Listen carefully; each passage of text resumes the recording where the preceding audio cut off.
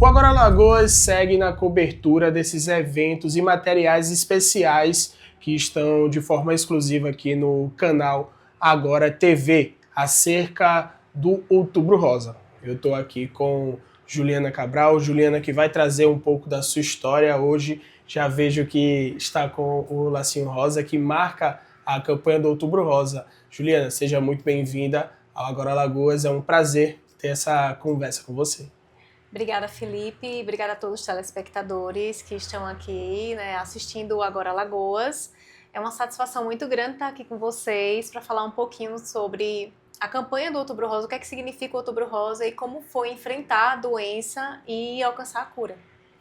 Então vamos já começar falando um pouquinho sobre a sua história. Como é que iniciou, como é que você descobriu o câncer de mama e como é que foi para você esse primeiro impacto de descobrir essa doença? Eu fui diagnosticada em 2022, em julho de 2022, em exames de rotina, através da mamografia, eu descobri que estava com um nódulo na mama. E aí muitas pessoas perguntam, mas você tem histórico familiar? Não, não tenho histórico familiar. Foi realmente uma surpresa, porque em 2021, todos os anos eu sempre fiz os meus exames, e em 2021 eu não tinha nada. Tava tudo tranquilo, com os exames de rotina, e aí quando eu fui repetir os exames em 2022, apareceu um nódulo, precisou fazer biópsia, porque ele já tinha 2,1 centímetros, e aí na biópsia saiu lá o resultado, né, carcinoma. Aquele nome que a gente se assusta, né? Porque eu já sabia que carcinoma significava câncer. E aí foi uma corrida contra o tempo para tentar alcançar a cura. E como é que foi esse primeiro impacto de saber da notícia? Como é que você se sentiu? Como foi para a família também saber dessa notícia que não é nada boa? Olha, Felipe, foi devastador, porque eu nunca na minha vida pensei que eu fosse precisar ir num oncologista para poder fazer um tratamento. E graças a Deus eu recebi o apoio incondicional das pessoas que estão comigo, né, dos meus parentes. Se formou uma corrente de orações gigantesca, mas eu confesso que receber o diagnóstico, abri o laudo, né, eu estava sozinha no carro. Então eu abri o laudo, eu vi lá carcinoma, a primeira coisa que eu pensei foi que eu ia morrer, porque a gente ainda tem esse tabu de que a palavra câncer é sinônimo de sentença de morte, né? Mas a gente precisa enfatizar que o diagnóstico precoce ele pode salvar vidas. E pelo estadiamento que estava, quando eu descobri o nódulo, eu estava no estágio inicial. Então, é bom deixar muito claro que se você não fizesse esses exames de rotina, provavelmente só iria descobrir muito depois esse nódulo, né? Exato. Muitas vezes a gente estimula muito durante a campanha a questão do autoexame da mama, né? Só que por vezes o nódulo ele pode ser tão pequeno que ele não é palpável. Aí por isso que a gente precisa do exame de imagem. Então eu posso dizer que a mamografia foi um exame que salvou a minha vida. E assim, todo mundo sabe muito bem que o tratamento do câncer ele não é nada fácil, né? Então, como é que foi para você o início do tratamento, para a família também que está sempre acompanhando? Eu confesso que era uma coisa que eu temia muito, porque além do câncer, a palavra quimioterapia, ela dá uma sensação de tipo de impotência, você se sente impotente. E o meu tratamento, ele precisou começar pela quimioterapia, em que pese ter sido um nódulo pequeno, mas era o tipo de câncer que era o mais agressivo, era o que crescia mais rápido e a proliferação tumoral era muito acelerada. Então eu precisei começar pela quimioterapia, passei pelo estágio da negação, passei pelo estágio da revolta, comecei a quimioterapia em agosto, e aí Em agosto de 22 mesmo? agosto de 2022. Foi, graças a Deus, eu tive a sorte de ter sido tudo muito rápido. Eu descobri o nódulo no dia 5 de julho, descobri o nódulo. Dia 14 de julho confirmou que era câncer através da biópsia. Dia 10 de agosto eu estava começando a quimioterapia. Aí eu comecei a quimioterapia, fiquei naquela fase de revolta, eu não queria ver ninguém, eu não queria falar com ninguém. Mas ao mesmo tempo eu comecei a escrever. E na escrita eu comecei a desabafar um pouco o que eu estava passando. E as pessoas iam fazendo prints dos textos que eu estava fazendo e estavam mandando para outras pessoas que estavam passando por outros problemas. E aí, eu não sabia disso, mas começou também a questão do cabelo começar a cair. E a gente sabe que o cabelo é a moldura do nosso rosto. E aí, quando o cabelo começou a cair, eu tenho uma filha, na época tinha 4 anos, e ela disse pra mim: mãe, se você ficar careca, eu não vou gostar mais de você. Então, passei também pela revolta da minha filha, né, pela rejeição dela. E aí, tudo isso eram coisas que eu não podia evitar, porque eu tinha que passar pelo processo. E depois eu comecei a ressignificar tudo que estava acontecendo ao meu redor. Ao invés de ficar focando no problema de que eu estava com câncer, eu estava tentando focar na solução. Como é que eu posso sair disso? Comecei a tentar trabalhar para me aceitar como eu estava me vendo diante do espelho e agradecer que eu estava com uma corrente muito grande de orações ao meu redor, de pessoas que eu nem conhecia, que me paravam na rua e me davam lenços, abraços, diziam que estavam rezando por mim, me davam uma medalhinha para dizer, ó, tome posse da sua cura. E agradecer porque pude fazer meu tratamento aqui em Maceió. Então, do câncer, eu comecei a ressignificar, ver que eu poderia ter vida durante o tratamento e que eu tinha que passar por aquilo dali. E quanto tempo foi esse tratamento e como foi ali, os estágios para você entre quimioterapia, radioterapia, todos os tratamentos que a gente sabe que uma pessoa com câncer tem que passar naquele momento? Eu comecei pela quimioterapia venosa, coloquei um catéter, fiz a quimioterapia venosa. Foram 16 sessões, durou mais ou menos 6 meses. Quando eu terminei a quimioterapia, eu tirei um quadrante da mama, que era onde estava o nódulo isolado. Tirei um quadrante da mama. E quando eu tirei o quadrante da mama, na biópsia que foi feita, na peça que foi retirada, foi visto que o câncer não tinha sido totalmente eliminado. Aí eu fiz depois a radioterapia. Fiz 19 sessões de radioterapia. Quando eu terminei a radioterapia, eu tive que fazer uma outra quimioterapia. Eu fiz mais 6 meses de uma quimioterapia, dessa vez oral, porque tinha ficado ainda um residual do câncer, eu não tinha eliminado com aquele primeiro tratamento venoso que eu tinha feito.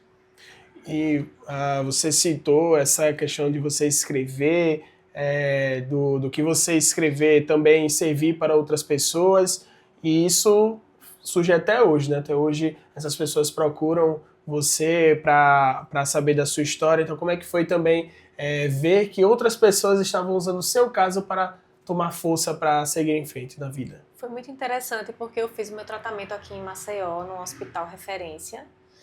E o diretor técnico do hospital, ele, todas as vezes que eu ia para quimioterapia, porque você fica 6 horas fazendo a infusão da medicação.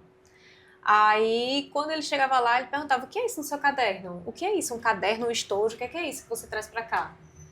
E aí eu disse, aí a minha mãe disse, ela escreve até o espirro que o médico dá. E aí eu comecei a relatar ali, como eu ficava 6 horas no quarto recebendo a infusão, eu sempre ficava escrevendo coisas assim do que eu estava sentindo, porque muitas vezes, por mais que você tenha aquela rede de apoio para você conversar e para você desabafar, as pessoas não conseguem alcançar o que você está passando. Aí eu ia escrevendo e ia publicando algumas coisas do tratamento. E aí o diretor técnico, o Dr. Rui, ele perguntou, ele disse, Juliana, quando terminar o tratamento, você topa escrever umas 60 páginas para a gente fazer um livreto para as pessoas que estão começando o tratamento, para verem que, apesar da tempestade, a gente pode ver flores pelo caminho, né? A gente não está só... que existe vida durante o tratamento, existe vida após o tratamento. E aí, quando terminou o tratamento, a assessoria de comunicação da Mediradios entrou em contato comigo e disse, o seu livro está pronto? Aí eu disse, não, só tem os textos. Aí ela disse, você tem até sexta-feira, isso era uma quarta-feira, você tem até sexta-feira para me entregar aqui em PDF os seus livros, porque a gente vai publicar. Vai ser o encerramento do Outubro Rosa da Mary Harris. Só para o público entender, em que ano ali, em que corte temporal isso foi em isso? 2023, Já em um 2023. ano depois. Já um ano depois. E aí foi aquela corrida contra o tempo, tive 48 horas para terminar prefácio, para fazer o prefácio, pedi para minha médica fazer, para terminar as considerações iniciais, considerações finais, introdução. Entreguei o material para ela e a gente publicou. E aí, o que é que o Dr. Rui falou? A gente vai fazer a publicação do livro. Tive o apoio total da Mary Harris para fazer a publicação do livro. E a partir de agora, você como uma borboleta, porque durante todo o processo eu disse que eu estava em metamorfose. Eu estava dentro do casulo, a lagarta estava dentro do casulo, apertado, escuro, sozinha, para depois virar uma borboleta. E aí, ele disse, agora como uma borboleta você vai florescer, você vai deixar florir outras pessoas, você vai mostrar, vai dar o seu testemunho de como foi o seu relato rumo à cura para poder ajudar outras pessoas. E durante o processo eu também comecei a escrever, além dos textos, eu comecei a escrever cordéis. Então o livro foi lançado em forma de textos e cordéis e vai estar na Bienal agora, em novembro.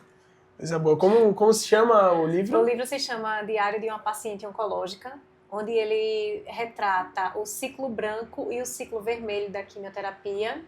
E ele vai até a radioterapia também. E hoje, como é que já tá para o público, disponível para o público? Como é que dá para achar esse livro? Eu mesma que vendo o livro, né? Porque eu nunca tive a intenção de ganhar em cima do livro. A intenção sempre foi de que o livro alcance pessoas, de que a gente possa, algum texto, alguma frase possa ajudar alguém. Então, o valor do livro é um valor simbólico, é realmente para cobrir os custos, e as pessoas que querem entram em contato comigo, mandam mensagem no Instagram, no inbox, e aí eu respondo e a gente tenta ver como é que faz para a pessoa adquirir. Estou vendo depois se eu coloco aí nas outras plataformas também, para poder aumentar esse alcance. Certo, então já deixa para o público o seu contato de Instagram, de rede social, para quem quiser te acompanhar, ir lá no seu Instagram ou outro tipo de contato. Quem quiser entrar em contato é só olhar o Instagram Juliana Cabral Dias. Estou muito feliz de poder contar um pouco da minha história. Gostaria de deixar uma mensagem aqui para as pessoas que não espere outubro chegar para o seu corpo conhecer. O nosso autocuidado ele deve ser de outubro a outubro. Faça o seu autoexame, mas não deixe também de fazer os exames de imagem, porque muitas vezes o nódulo ele pode não ser palpável e a gente espera um ano para poder realizar o exame novamente. Não é egoísmo você parar um pouco e dizer, não, agora é o meu momento de me cuidar, né? Porque quando a gente não se cuida, depois o corpo cobra. Então, observe seus sinais, conheça o seu corpo e vamos fazer dessa campanha uma grande conscientização de prevenção contra o câncer de mama. É isso. Eu queria voltar um pouquinho à sua história, porque eu acho que é extremamente marcante o momento que é anunciado a cura, né? Anunciado que você já não tem mais nenhum resquício ali da doença. Então, como foi para você também esse momento? Conta um pouquinho como foi, você estava com a família, já foi no hospital, como é que foi esse momento? Quando eu terminei a quimioterapia oral, que foi inclusive no mês de outubro, dia 28 de outubro, vai estar fazendo 2 anos que eu terminei a quimioterapia. Atualmente, quando você termina o tratamento oncológico, a partir do último dia da quimioterapia, você começa o segmento oncológico, que são 5 anos após a data da última quimioterapia, onde você continua ainda com exames muito vigilantes. E aí, a cada 6 meses eu faço todos os exames de rastreio, a cada 3 meses eu vou para minha oncologista, de 6 em 6 meses eu vou para a nutricionista oncológica, então eu faço essa revisão com mais frequência, os intervalos são mais curtos, durante 5 anos. Só que acontece, em que pese estar em segmento oncológico, em que pese as pessoas falarem, você só pode dizer que está realmente curada depois dos 5 anos, eu me sinto curada até que se prove o contrário. Eu realizo o PET scan anualmente, não é um exame de rastreio, mas eu peço para fazer o PET scan, que é aquele que você faz o escaneamento, né, do corpo inteiro.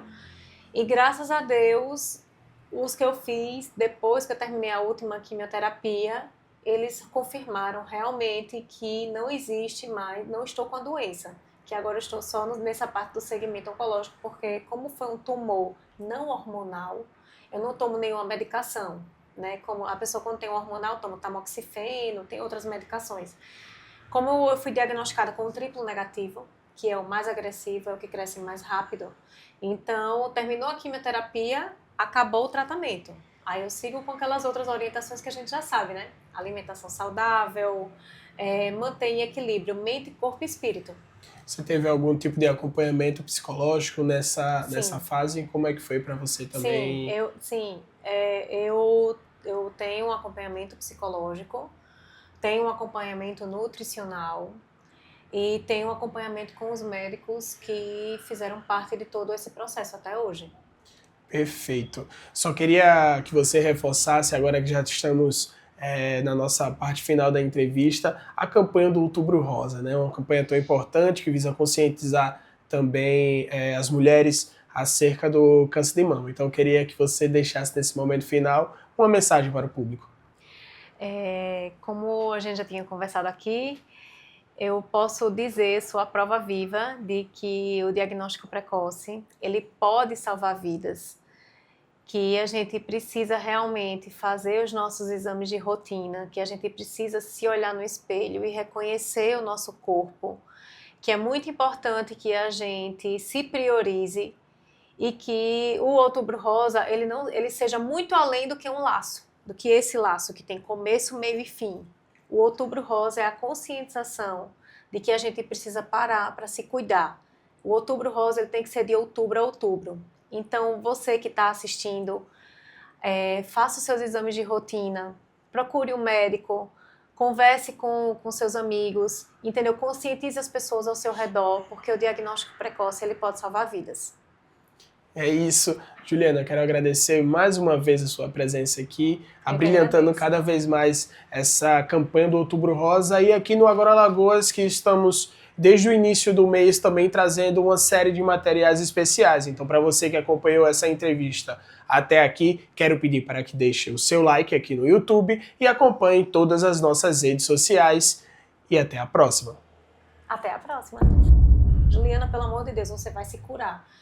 E passei por 2 internações durante o processo. Eu tive uma farmacodermia. E um mês depois eu tive pneumonia viral, pneumonia bacteriana, Covid e leucopenia febril, tudo de uma vez. Eu tinha espasmos na cama e eu disse, eu vou morrer, eu não vou sobreviver, entendeu? Então eu digo que assim, que Deus foi generoso, foi muito difícil, tiveram momentos em que eu me revoltei, tiveram momentos em que eu achei que eu não ia conseguir, sabe? Que eu disse, é dessa vez agora que eu vou partir. E eu acredito que a gente pode ter algum propósito, entendeu? Estou buscando viver a minha vida um dia de cada vez, né? A gente sabe que quem já recebeu um diagnóstico de câncer tem mais chances de ter câncer do que ter um outro câncer, do que uma pessoa que nunca teve. Eu sei. Porque a pessoa fica em alerta. Exato, o tempo inteiro. Você vive em alerta 24 horas. Entendeu? Mas se eu for focar no problema, eu vou deixar de ver a minha filha crescer, eu vou deixar de ver o mundo acontecer. O mundo, inclusive, não vai parar para que eu junte os meus caquinhos do meu coração quebrado. Entendeu? Ah, vou parar aqui, Juliana, para você se recompor. Não. O mundo capota. Se você começa a focar no problema, você deixa a vida passar. Né? Então, assim, foi difícil. Às vezes as pessoas falam, mas você começou a escrever cordel, começou a escrever poema. Em nenhum momento eu romantizei o que eu estava vivendo. Mas foi uma forma que para mim, eu desabafei aquilo ali. Então eu começava a escrever. As minhas amigas faziam print dos meus textos e enviavam para as pessoas que estavam passando por outros problemas. E falavam, você não sabe como você está impactando as pessoas com o que você está escrevendo. Então, de repente, esse foi o propósito, sabe? Certeza. Se existe na vida, assim, uma fila. Ó, essas pessoas aqui vão ter, essas pessoas aqui não vão ter. Se eu pude livrar alguém, a minha missão foi cumprida. Perfeito. E a senhora tinha que idade quando senhora. descobriu?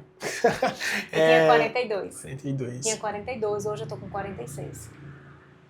É justamente a idade agora que As pessoas a estão tendo OMS cada vez, a partir dos 40 agora, agora, você né, já pra pode fazer a fazer. mamografia. Graças a Deus que as pessoas já podem fazer os exames mais cedo. O caso da minha mãe, por exemplo, era um caso raro porque quando a minha família descobriu, ela tinha 27 para 28 anos. Olha pra isso.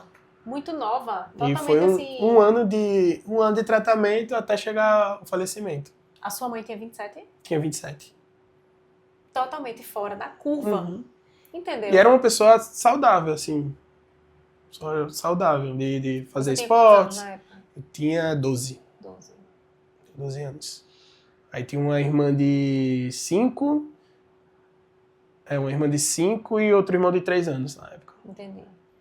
Então, tipo, aí diziam na época que a mulher que amamentou tem menos risco, aí abaixo dos 30 anos, risco zero. Impossível, pois é. Então, aí assim... a gente recebeu essa notícia na época. Não, deve ter sido devastador pra você. Pra todos, Todo pra mundo, a ela família. também, entendeu? Sim.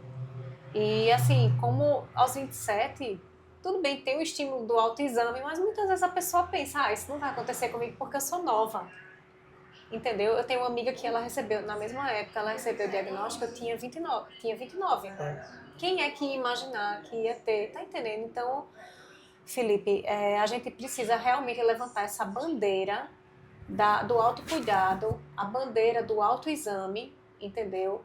Tentar fazer, não pensar, porque eu não tenho histórico familiar, não tem ninguém na minha família, eu não posso ter. As pessoas se esquecem de que o histórico familiar representa só 15%. Exatamente. Apenas 15% do câncer de mama ele é hereditário. O restante são fatores que eles falam que é uma doença multifatorial, né? Então, a gente precisa realmente ficar alerta aos sinais do nosso corpo. E assim, na época descobriu porque acho que ela trombou alguma coisa no peito, aí ficou com a dor no peito, machucou, e aí foi ver. Sim. Mas acho que se não existisse esse evento desse momento, acho que a gente só teria descoberto mesmo. Exato. Já nos últimos. Porque ninguém imaginava que ia ser uma coisa dessa. E aí a gente se revolta, a gente pensa, né? Por que com ela? Por que tão cedo? Né? Mas tudo tem um propósito. Certeza.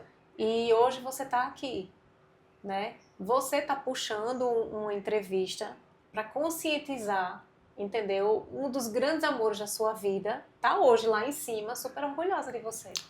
Imagino que sim. Tenha certeza disso.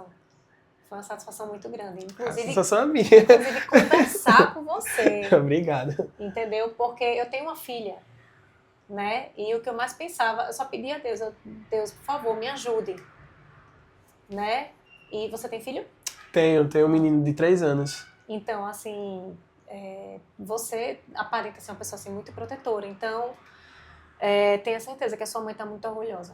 Obrigado. De você e continue levando essa bandeira. Vem aí agora outro Novembro Azul. Os homens têm que começar a se cuidar. Exatamente, também. Os homens também podem ter câncer de mama. Sim. É um percentual muito pequeno, se eu não me engano, é 1%. 1% dos casos acontecem no homem. Inclusive, a gente tem no roteiro do Outubro Rosa, a gente tocar também nesse assunto. É bom falar sobre isso. E tem a questão também, não sei se você já fez, mas é interessante fazer um painel genético. É um exame muito importante, entendeu? Por exemplo, a minha filha vai ter que fazer um painel genético, as minhas irmãs vão fazer painel genético também. É importante que você faça. A minha irmã hoje tem 19, vai fazer 20 agora próximo mês. E aí ela, filha da minha mãe, né? A gente é irmão, par de mãe. E ela todo ano faz uns bons exames. Pronto. Assim. Porque a gente não mora mais junto, né? Mas todo ano ela passa por uma bateria de exames já. Mas é importante fazer esse painel genético, que é um acompanhamento com um geneticista, entendeu? Porque tem umas mutações, umas coisas, entendeu? Por exemplo, eu tenho uma mutação que tem predisposição a câncer de pele. Aí você consegue adiantar. Aí você consegue, assim, quando você vai para os médicos, aí você consegue, ó, eu tenho essa mutação aqui, ele já tem um olhar diferenciado quando vem um sinal, né? Alguma coisa assim. E aí é interessante que depois você vá num geneticista. Tipo, olha, minha mãe teve câncer de mama, teve muito nova. Então, tem algum exame que eu preciso fazer aqui só para acompanhamento, não é para lhe assustar não, mas é só assim para ligar o alerta. Com certeza, entendeu? Com certeza. A minha médica mesmo disse, olha, todas as suas irmãs, sua mãe, sua filha, que são os parentes mais próximos, elas precisam fazer um painel genético.